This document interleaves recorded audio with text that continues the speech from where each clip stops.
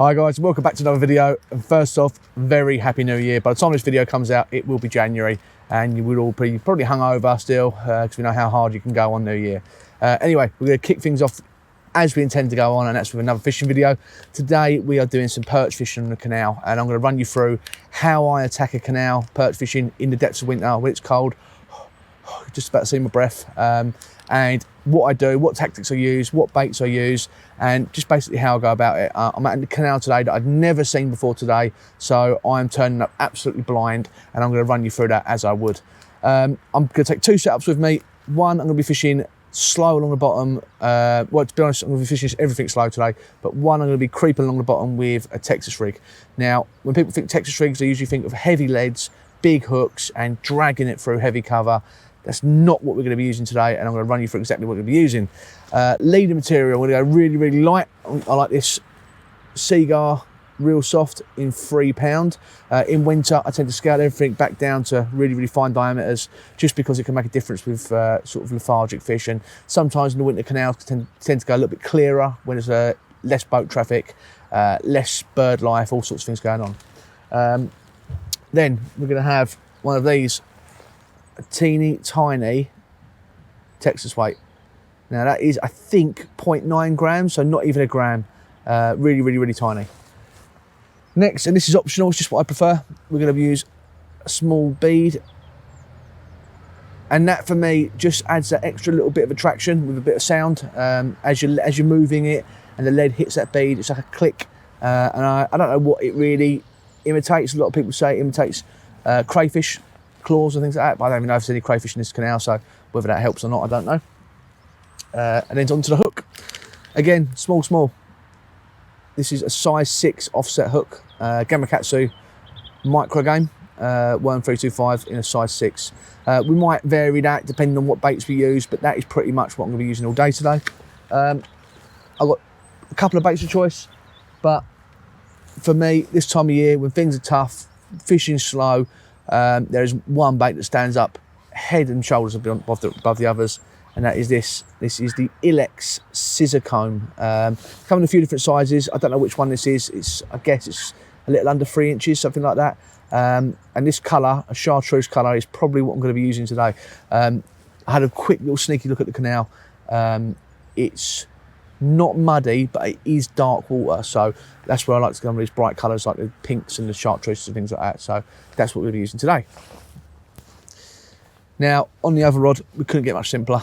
We all know how much I like a jig head, and all we're doing is just scaling that down a bit. So tiny little jig head. Again, I think this is 0.9 grams as well, but I might go up to maybe 2.5, depending on how we're fishing. If I'm fishing sort of down the edge and things like that, I like a bit of a heavier ledge to get up and down in it. So yeah, just a straight jig head. Like I said, this one is 0.9 grams. We'll vary the bait, probably vary the colour more than vary the bait, because I like this particular shad this time of year. It's got a really, really subtle movement in just the tail. There's not any big wide body rolls, and I think at this time of year that can be good. This is the Quantum bass shad, very similar to the Kitech Easy Shiner and other similar baits like that. But I like this bass shad. They come in a few different sizes. I think this is the, again, just under 3 inches, maybe 2.8 inches, something like that. We'll probably be using this green colour, which is called lime something or other.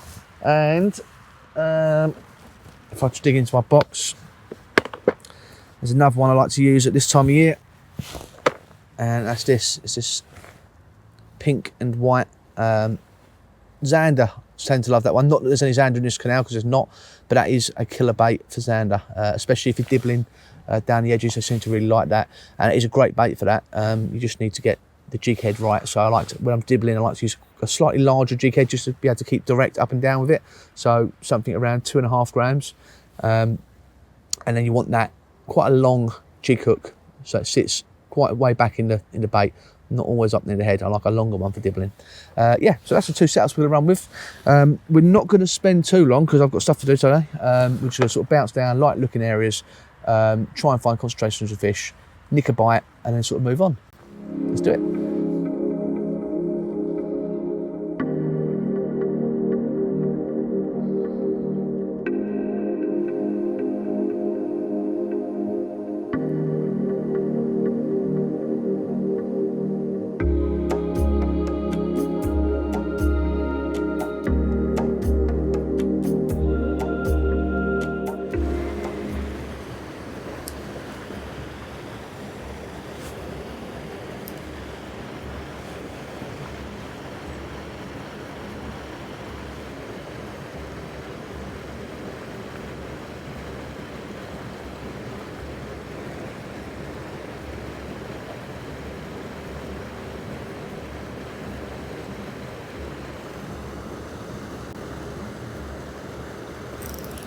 Yes. Yes, I knew there would be a fish there. Knew it. Yeah, swing her in.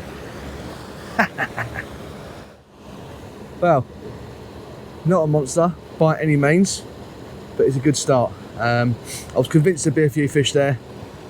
Just looks like there should be a nice slack holding off the back of that wall, off that bit of flow coming out of the river into the canal. Absolutely pristine perch, and it absolutely, let's try and show you, smoked the LX scissor comb. Take that hook out. Absolutely smoked it. So we're going to rest this one in the net for a minute, just in case there's a few more, to see if we can get a few numbers together. Great start.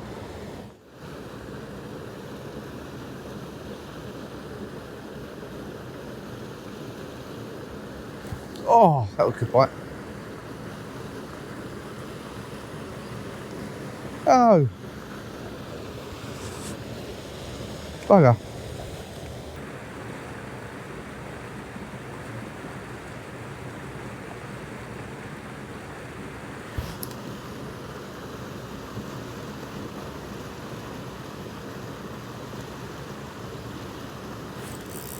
Oh, that's a better one. Oh, no! Must have been a pike.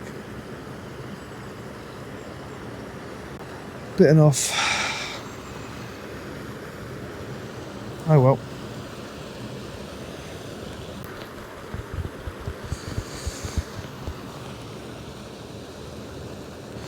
Right, well, no more fish, so we'll chuck this little perch back and keep on moving. Where are you?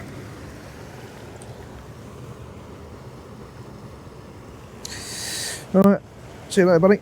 Woo! Well, nothing else from there, so we're going to keep moving. It is winter, those fish will be shoaled up somewhere. There was probably a few more fish to be caught from there, but I've done everything I could. I had another bite which nabbed my lure. Had a few more casts and no interest, decided to change up, might instigate a bite. Literally second cast, I think, with a different bait. It was a totally different bait. I went from like a chartreuse insecty creature baity type thing to like a dark blue and glitter stick bait, and good solid thump. Thought it was a good perch, but got bitten off, so it was probably a little jack. That is the risk you take using ultralight fluorocarbon this time of year. It's winter, so you sort of do need to scale down for the perch fishing, but you do run the risk of getting bitten off by more pike. But those little tiny hooks, they get rid of them quite quickly. They're not going to cause them any harm. It's not like trebles or anything. And you know, if I thought I was going to catch loads of pike, I would put some wire on, but there's from what I know, there's not loads and loads of pike in this stretch. So it's probably a pretty rare occurrence. So I'm going to keep bouncing down. I'm just going to hit likely looking areas, sort of bottom of locks, deeper areas, somewhere with a little bit of running water and there's some slacks off of it, stuff like that, and just see what we can turn up.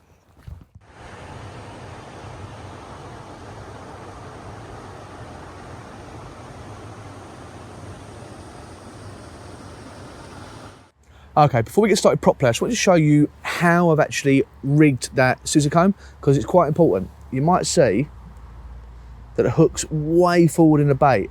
Now, again, a lot of people think, oh, you're going to miss loads of bites. You do miss the odd one, same as you do with any other bait.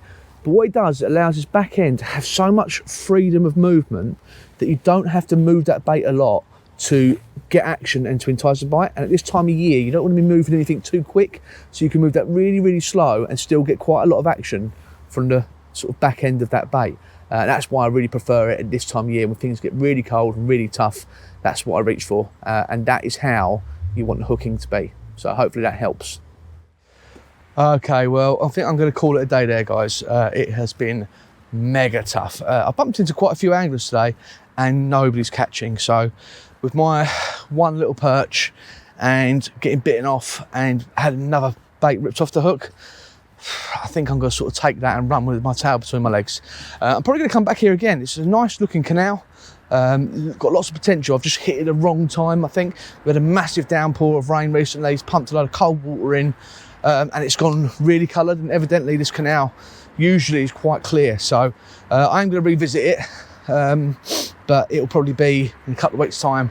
Let the rain pass, and we'll give it another go when conditions are a bit more favourable. So anyway, thanks for watching, guys. Just a quick thing I wanted to mention. I was looking through the analytics of the channel the other day, and it's quite interesting, but 80% of the people that watch my videos aren't subscribed. So please, if you're watching this video, hit the subscribe button. It costs you nothing and it does me huge favours. And plus, it means you'll see all future content. You won't have to sort of just stumble across it like you have done so far. So anyway, thanks for watching. Please hit the subscribe button. Leave some comments. I'd love to hear from you guys, and I try to reply to all of them. But anyway, happy 2024. Let's do some more fishing.